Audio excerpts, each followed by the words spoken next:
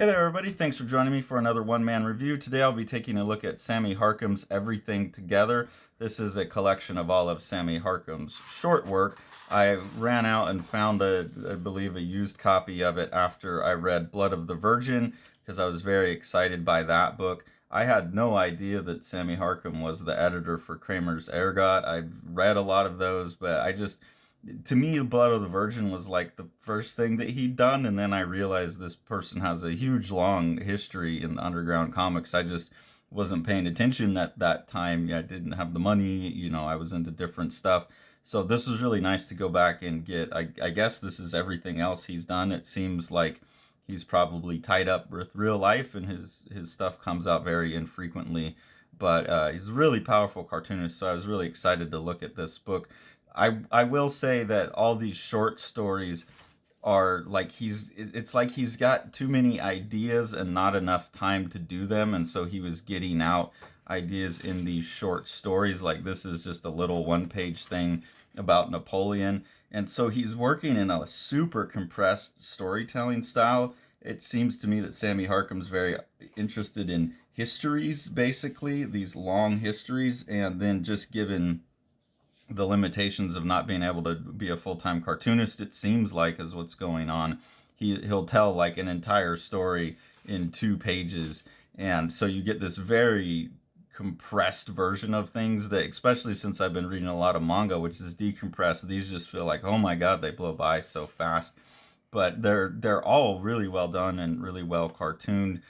These really dense little pages are quite fun to look at, but overwhelming to me a little bit, in that they, like, with all the lettering and how fast the story goes by, I feel like I get a little lost. So these ones that are a little less compressed, just because they're broken up into larger panels, seem like longer stories to me, even though I'm sure that they have about the same amount of information. So this is just following a gal, Iris, around in her life for, I don't know, however many months or whatever, but you just get a lot of quick scene jumps. The production on this is lovely all the way through. There's a lot of different spot color uses and things like that, and it's always really well reproduced. But this is just like a little more slice of life thing about a gal's relationship. Here you get a sense just of Sammy Harkham's cartooning skills, because the pictures are a little bigger so you can see it on screen better. But someone who's, now I realize how much his influence has impacted other people that I like Nicholas Offerman and Sean Knickerbocker. They seem very much in this vein of cartooning. Here's some more just where you get these one-page things, but they show a stylistic and material variety to Harkham's work. Really beautiful, like flat computer coloring there.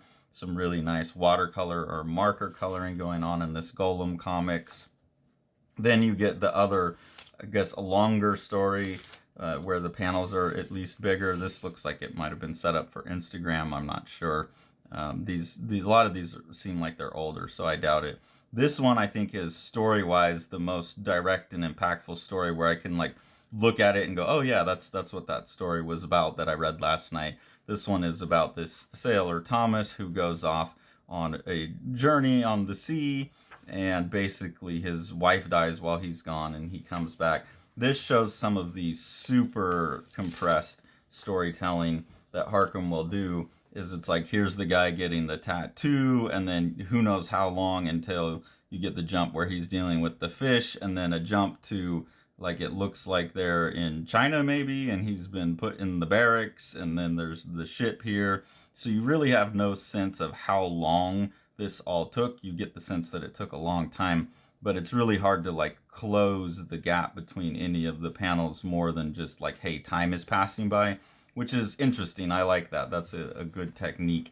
It gets a sense of time, but without the particulars of the story. And that's why I say I think like he may have a larger story in his head, this whole journey this guy went on, but it's like, well, I got to tell it as quick as possible because that's what time allows for, and the reader can fill in the blanks as they go. So a really interesting strategy, just very opposite of like what I've been diving into lately reading the manga, but very helpful to me as well, because I've been trying to figure out how to tell a long story in a short amount of space for myself, because I also don't have a ton of time to work. So this book is very helpful for that. And then here you get the end where he comes home after this, unknown amount of time, very long journey, and you find that his wife has died, and he just collapses into the snow and then gets back to rebuilding the house eventually. And again, you don't know, there's no real sense of time. Like, you just have to fill in the time on this. So that's really interesting. And then I think this here at the end is the tattoo that he got. He's lost an arm at some point. So really good full story told in a very tight space with few amount of panels is nice. Then you get one here, which is about somebody in Ukraine in 1876, obviously living in a Jewish community. I think that would be called a shtetl, but this is his ancestor, I think, because they refer to this main character as Harkham. And the Harkham character, whether it's an actual ancestor or not, I'm assuming it is, or else he wouldn't have put his name there. And he's definitely of a Jewish background, like he talks in some of the other strips about eating kosher and things like that. So I think this is about a real ancestor of his. There's nothing that, indicates either way, like notes or anything. But it's interesting because his ancestor is basically a scribe who's working on mezuzahs. These are the little religious scrolls that you would roll up and put next to your door. And so there's a relationship there that you see real tight where he's basically using a dip pen to ink. And so I think Harkham's like talking about the family history of dealing with symbols and like linking that to his own. You have the guy at the artist desk and everything like you would see a cartoonist. So I think he's purposely creating some sense there. But it's very much a part of how Harkham works in these short stories, where he's leaving a lot for you to assume. Whereas in Blood of the Virgin, which is, what just came out, finally all collected, the stuff from Crickets, that's a much longer story and he could fill in the gaps more. So I'm really, interested in this idea that he's using of letting the reader kind of just make assumptions and not guide them. A lot of artists will overguide. And throughout the book, there are also these little like diary comics almost of hanging out with other important cartoonists. So this one's about Gary Panter. This one is called Klaus and Huizinga. So I don't know if this is an actual thing that he witnessed where Dan Klaus's dog bit Kevin Huizinga, or if he's just making this up. Klaus is sitting there laughing. It says wake up, so I'm thinking maybe that one's a dream that he had. But he does a lot of name dropping, obviously being in charge of Kramer's Ergot, and he was just part of that scene, and so you get a lot of little peeks into it. Sometimes there's characters in these ones, I don't know who they are. There's kind of like some revealing stuff as well, where it's like, oh, this guy's an asshole, and I don't know who exactly he's talking about, or if anyone knew who he was talking about. But those are interesting, almost as like historical documents of a scene, which is cool. Then this piece here was very strange to me. I don't know if it's supposed to be referencing a specific person or if it's just like a little another snapshot of an idea that he had, but it's Yale University 1982, and you have, I think, a literature professor, and you're just getting some of like his little side relationships that he has. And then here you have him going into an art gallery and talking to someone named Saul. This kind of looks to me, what's that? This kind of looks like Ivan Brunetti, like how Ivan Brunetti draws himself, but there's no saying that. And he's saying, I spoke to Mortimer. I think he actually calls this guy Saul.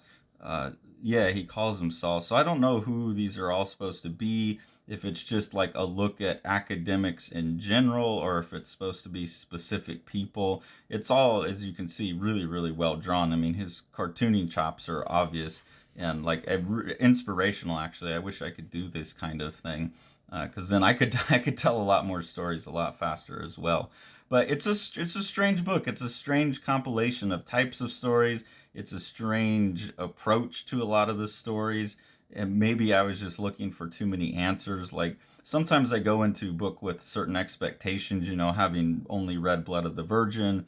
I'm coming into this with a certain expectation and then running into these super compressed stories and not really knowing what to do with them. So I'll just have to think about it for a while. But I'm really glad I got this. I think, as far as I can tell, having the collected Blood of the Virgin and this everything together pretty much would cover all of his material. But I'm not sure. Like I said, this was all going on at times that I wasn't paying attention to this type of comic. So if people have more information about Sammy Harkham and what else I could be tracking down of his, I really, really appreciate that, because this and Blood of the Virgin are both really, really interesting works, and he's obviously, a cartoonist that we should all be paying attention to and looking up to. So I'd definitely like to know more. House on Fire by Matt Battaglia is a just gorgeous book where Matt's kind of making an emotional response to the years of COVID and wrapping that into a sci-fi dystopian future that really the sci-fi dystopian's backgrounded, and you're focused on the emotional journey of two characters in a really beautiful way. And then that's enhanced by Matt's like really awesome, loose, kind of Paul Popish dry brush work. And then Sean and Matt have worked to get this second kind of orange spot color in there that's going to look really, really beautiful, and has allowed Matt to use his dry brush technique to add tone to the thing too. So with Sean's production technique, this is going to be a gorgeous book with a lot of heart.